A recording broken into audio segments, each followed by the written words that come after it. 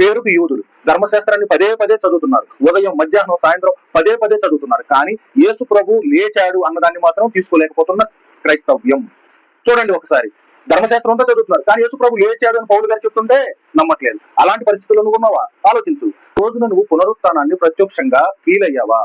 ప్రశ్న ఇంకొకసారి, ఈ రోజు పునరుత్థాన పండుగలాగా నువ్వు చేసిన నీవు ఈ రోజు నిజంగానే పునరుత్థానాన్ని నువ్వు అనుభవించావా? అంటే ఇక్కడ పౌలు గారు ఏమంటున్నారంటే, అపోస్తుల కార్యాలు 26వ అధ్యాయం 8వ వచనము, దేవుడు మృతులను లేపునను సంగతి నమ్మతగనిదని మీరేలా ఎంచుతున్నారు? అంటే ఈయన్ని అరెస్ట్ చేసి జైలుకు పంపించారు.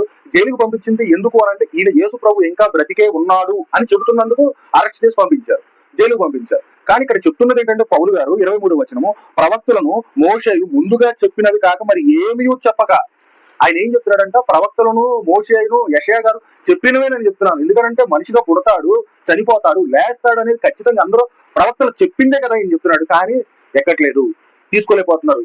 మరణం నుంచి లెగుస్తాడు అన్న మాటని నమ్మలేకుండా ఉన్న క్రైస్తవ్యం. అంటే ప్రతిరోజు, ప్రతి మధ్యాహ్నం, ప్రతి సాయంత్రం ధర్మశాస్త్రం అంతా చదువుతారు, యెషయా గారు చెప్పిందంతా చదువుతారు. కానీ ఆయన చెప్పిన మాటలు మాత్రం గ్రహించలేకుండా ఉన్న క్రైస్తవ్యం. ఆలోచించండి, ఈ రోజు నీ జీవితం ఎలా ఉంది? చదువుతున్నావు, బైబిల్ చదువుతున్నావు, రోజు ప్రార్థనకి వెళ్తున్నావు, ప్రతిరోజు గుడికి వెళ్తున్నావు, ప్రతిరోజు ఏదో చేస్తున్నావు. కానీ దేవుని యొక్క మరణాన్ని, పునరుత్థానాన్ని నిజంగా నువ్వు ఫీల్ అవుతున్నావా? ఆయనకు తగ్గట్టుగా ఆయన ఎందుకోసం వచ్చాడు, ఏం చేయాలని చెప్పాడు, ఏదైతే నీ నుంచి కోరుకుంటున్నారో అది నువ్వు చేస్తున్నావా?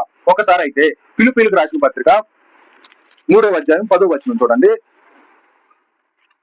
ఏమంటున్నాడంటే, మృతులలో నుండి నాకు పునరుత్థానము కలగవలెనని ఆయన మరణ విషయంలో సమానుభావం గలవాడనై ఆయన పునరుత్థానమును ఎరుగు నిమిత్తమును ఆయన శ్రమలలో పాలివాడనవుటకు ఎట్టిదో ఎరుగు నిమిత్తము సమస్తమును నష్టపరుచుకుని. సమస్తము అంటే నీ ఆస్తి, అంతస్తు, హోదా, పేరు, బంధువులు, తల్లి, తండ్రి, కుటుంబం సమస్తమును నష్టపరుచుకుని వాటిని పెంటగా ఎంచుకోవడానికి సిద్ధం అని అంటున్నాడు. ఈ రోజు నువ్వు క్రైస్తవుడుగా ఉన్నావు, ఈ రోజు నువ్వు పునరుత్థాన పండుగ చేశావు. ఆ రోజు ఆయన ఉన్నాడు, ఆయన నమ్మాడు, యేసు ప్రభు పునరుత్థానుడు అయ్యాడని నమ్మాడు. ఈ రోజు నువ్వు నమ్ముతున్నానని చెప్తావు. నిజంగా నువ్వు దేవుని యొక్క పునరుత్థానాన్ని నమ్ముతున్నందుకు నువ్వు ఏం త్యాగం చేస్తున్నావు? ఏం ఇవ్వడానికి సిద్ధపడుతున్నావు? ఏం త్యాగం చేసి క్రైస్తవుడుగా ఉంటున్నావు? ఒక క్రైస్తవుడుగా ఉండాలి అంటే ఎన్నో వదులుకోవాల్సి వస్తుంది. అంటే నువ్వు దేవుడు చెప్పిన కఠినమైన రూల్స్ అనేవి పాస్ చేసేటప్పుడు నీకు చుట్టుపక్కల ఉన్న ప్రపంచం అనేది ప్రతి ఒక్కరూ ద్వేషిస్తారు. ఆ ద్వేషాలకు నిలుస్తున్నావా, పడిపోతున్నావా? పూర్తి వీడియో కామెంట్స్ ఇస్తాను.